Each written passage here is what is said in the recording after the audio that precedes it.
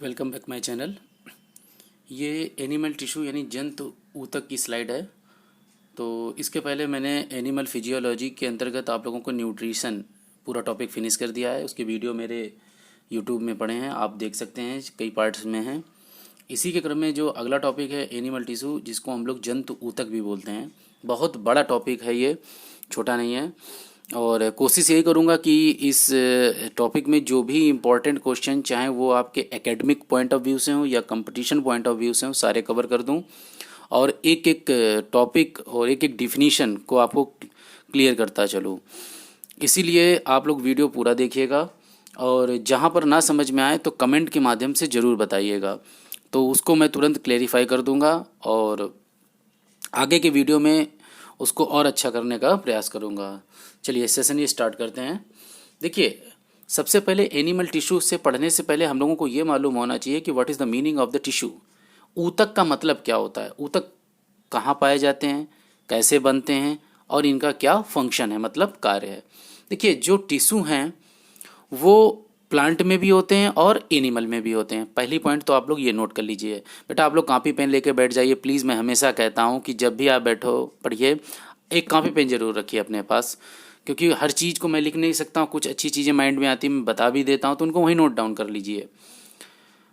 ऊतक का निर्माण कैसे होता है, थोड़ा सा हम लोग पीछे जाते हैं तो आप लोगों को याद कीजिए कि जब अर्थ का फॉर्मेशन हुआ था तो उसमें एक कोश की यानी यूनिसेल्युलर ऑर्गेनिज्म, उस समय यूनिसेलुलर ऑर्गेनिज्म बने थे, यानी एक कोश की जीव बने थे। एक कोश की जीवों का विकास हुआ धीरे धीरे, तो बहुकोश की जीवों का निर्माण हुआ और बहुकोश की जब जीव बने तो उनमें ऑर्गन सिस्टम बना।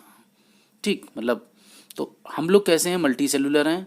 तो जो उसी के क्रम में ये टिश्यू बने। तो टिश्यू क्या होते हैं, यहाँ पर आप ऊपर डिफिनीशन देख रहे होंगे, ये लिखिए। ये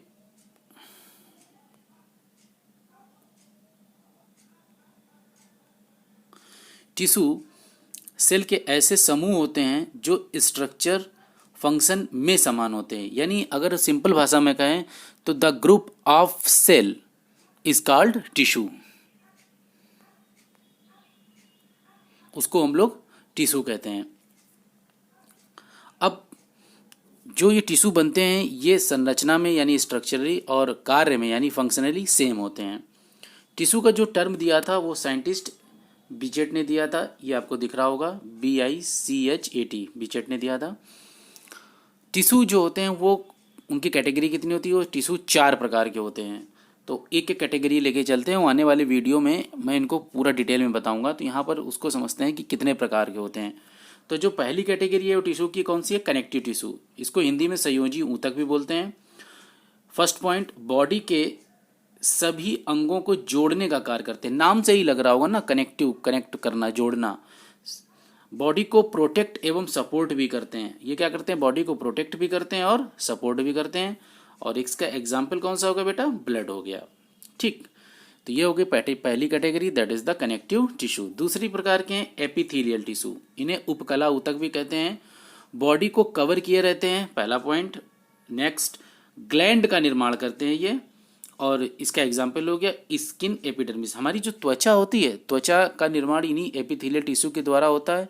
एवं जो शरीर के आंतरिक अंग है, इंटरनल ऑर्गन है, उनकी भी जो लेयरिंग होती है, कवरिंग होती है, वो भी इसी के द्वारा होती है। अगली कैटेगरी है मस्कुलर टिश्यू, इन्हें पेशीय ऊतक भी बोलते हैं। मस्कुलर टिश्यू मूवमेंट के लिए रिस्पॉन्सिबल होते हैं। जो हम लोग गति करते हैं वो इनके द्वारा होती है, मतलब चलना फिरना, उठना बैठना, मसल मूवमेंट, वो भी सब इन्हीं के द्वारा होता है। और इसका जो पहला पॉइंट है मूवमेंट के लिए होता है, मैंने अभी बता दिया। और एग्जाम्पल है स्केलेटन मसल। इसको ऐसे समझ सकते हैं जैसे हमारे शरीर में जो हड्डियां होती हैं अलग, वो हड्डी आपस में जुड़ी रहती हैं, तो वो इसी प्रकार के टिश्यू के द्वारा कनेक्ट रहती हैं। जो इसकी चौथी कैटेगरी है नर्वस टिश्यू, जिसको हम लोग बोलते हैं तंत्रिकीय ऊतक। ये नर्व इम्पल्स को ट्रांसमिट करते हैं जैसे न्यूरॉन्स। ठीक, इसको ऐसे समझते हैं कि जो न्यूरॉन्स होते हैं,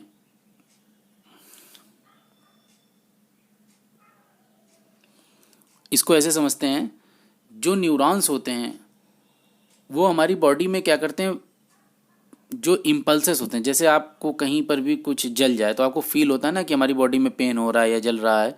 तो होता क्या है, जो ये नर्व्स होती हैं ये हमारी बॉडी में इन संवेदनाओं को ब्रेन तक ले जाती हैं, फिर ब्रेन रिस्पॉन्ड करता है, तब हमें पता चलता है कि हमारी बॉडी में क्या हो रहा है। तो ये जो सेंसेशंस, इन संवेदनाओं को ले जाने का काम जो करती हैं वो ये नर्वस टिश्यू करती हैं। तो ये जो एनिमल टिश्यू का जो ये पहला वीडियो है, इसमें मैंने आपको जितने प्रकार के टिश्यू हैं मेन उनके बारे में मैंने यहाँ पर आप लोगों को बताया। सबसे पहला था कनेक्टिव टिश्यू, दूसरा एपिथेलियल टिश्यू, तीसरा मस्कुलर टिश्यू और चौथा नर्वस टिश्यू।